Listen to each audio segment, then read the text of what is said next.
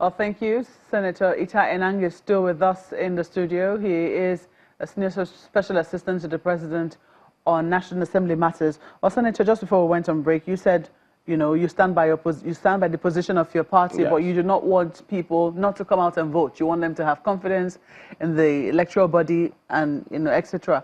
But then people will say, shouldn't you have given this counsel to your party? That is really too close to the polls. This is headlines. APC demands removal of Abia, Akwa Ibom, Cross River Rex, threatens to boycott polls.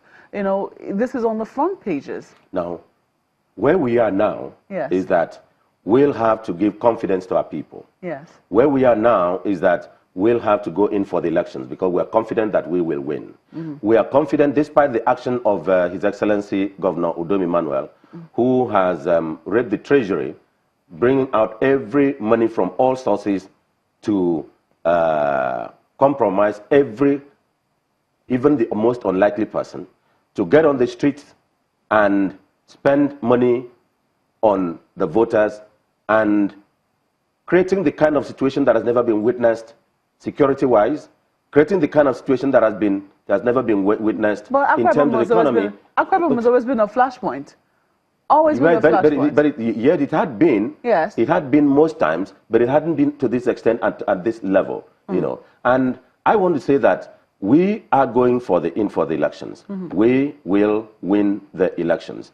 I am calling on all APC members, all voters in Akwa Ibom State, to consider the kind of government that we have in the state and do everything to vote out that government. And consider what His Excellency President Muhammadu Buhari has done for Akwa Ibom at this stage and then come out to vote for President Buhari, voting for all the National Assembly candidates on the 23rd, so that we will win. I want to ask you some pointed questions on the allegations that he made against you. He says that your PA is the wreck in Bayelsa State. That's not correct. That's not correct. I'm surprised that it is coming from him. He had no relationship with you whatsoever? At all, and completely none. Okay, he also says that you have 8 soldiers attached to you when you're moving around. You didn't hear him. You heard him, didn't you? I did. Yes. But that is not correct, and I'm surprised again. How many soldiers do you have attached to you? None.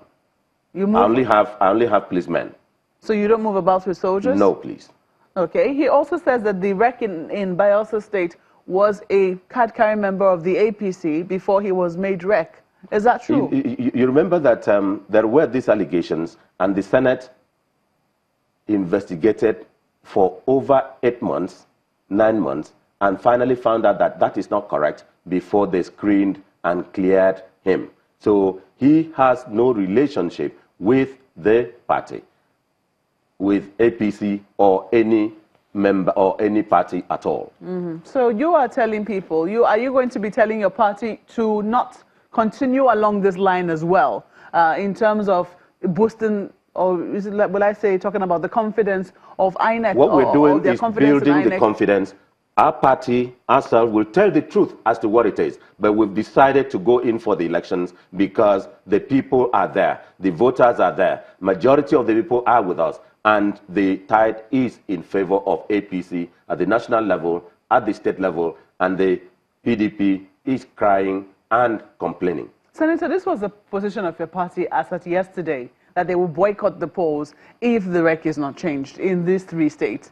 That's their threat. You are saying you cannot personally, you know, castigate these people because you are instrumental to their being appointed or, you know, confirmed by the Senate, which is understandable. Yeah. But the question is, aren't you going to be giving the counsel to your party that this kind of talk of boycotting the elections, talk of saying that the recs in these states are biased, is going to affect you negatively if the polls should come on Saturday? No. We have taken a decision that we will go in for the elections, whatever the stage. I had stated here earlier that even if it is Uche Secondus that is made the rec now, given the confidence we have, given the preparations we have, given the people whom we have as our voters, and given the extent of support that we have, we are going in for the elections. So we should take these threats as empty? No, we are going in for the elections because we've decided... we should take the threats that you will boycott the elections as empty. We will not boycott the elections as of today, we are going in for the elections. Well, we've been speaking with Senator Ita Enang, who is the Senior Special Advisor to the President on National Assembly Matters, and also a member of the APC Presidential Campaign Council. And also the Director General of APC Campaigns at Akwa Ibom State. Well, you've heard that last one there. Thank you so much for coming on Sunrise Daily. Chamberlain, it's back to you. Yes, and then how could you forget that last bit? Senator doesn't find it funny.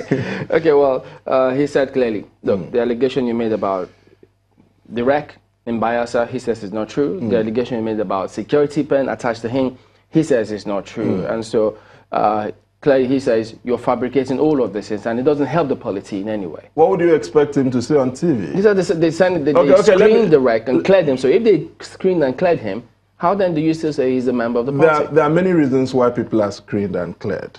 And that is off the record now. Now, what do you expect him to say on TV? Well, you said there are many reasons people are Yeah, there are very many reasons. There are times when you come to a compromise and you're like, can we just let this go? Not because the issues raised. He told you that it took all of 8-9 months. You know, so in politics, there are times when you just come to a compromise and say, well, what's the harm that can be done? And you allow it. Now, but the issue is, what did you expect Ita to say?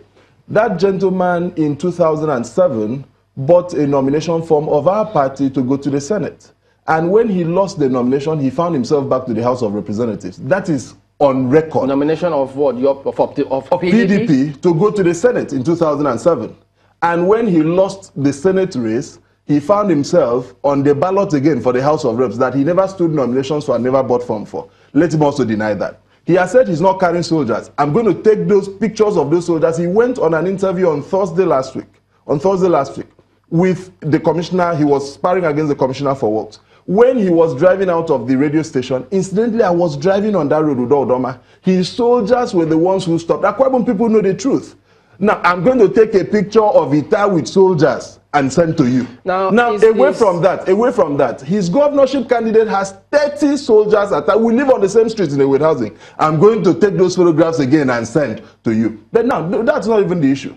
The issue about voting APC, voting PDP. Yeah, before just a minute. Before that, he says that the governor, he accused the state government of spending money on the streets, on the electorate, with a view to compromise elections. Is that happening? We're not the people doing trader money. We're not the people walking inside markets to share 10,000. No. What the state government is doing is, which had been done since the first day of the Dom Emmanuel administration, is to give in the minimum 250,000 to traders to use for their trade. Some people have gotten 1 million, and it has started from day one. What the governor is doing, which is giving Ita Enang and co a lot of discomfort, is that everything the federal government has tried to do, which is unsuccessfully successful in Akwa Ibom. Today we'll be landing Ibom Air. And remember that Nigeria tried to bring back Air Nigeria, and it didn't work. Today we'll be landing Ibom Air, the first of its kind.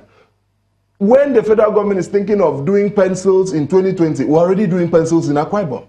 When you come to Akwa Ibom has never been this peaceful in the past 12 years. You know, it has never been. Up until now, he cannot accuse the governor, or you can't find politically motivated killings. You know, for those who are listening to both of you and who want to go to Akwa Ibom State and vote, don't you think that they may just be a little apprehensive, saying, look, if this is the rhetoric coming from both parties, they just may be endangering themselves if they go out there to vote? No, the rhetoric, the war rhetoric, which started with the uncommon defector cum national comedian, Chief Godswill Akpabio. No, let's not denigrate the No, but he said so. He said so on your program that he's a comedian. I'm quoting him, sir. It was a program, an hour-long program. I'm quoting him. If someone addresses himself as such, should I not? Well, just okay. Now, so the Warsaw threat came from the APC. PDP have said severally that we have two P's in PDP, both of them standing for peace and prosperity. Now, so we have never sounded war cry. We have never done it. It came the Warsaw threat of the fact that when federal might arrives, he went to Enugu and said it, that when federal might arrives, that he has left the PDP so that he won't be pushed down, that the level of power the federal government will bring to Akwa Ibom will pull down everything. Has your party, how much of peaceful messages has your party pushed out, urging people to go out there and vote and don't take laws into your hands? What you don't understand is that with the Akwa Ibom people, this threat of war is simply on TV.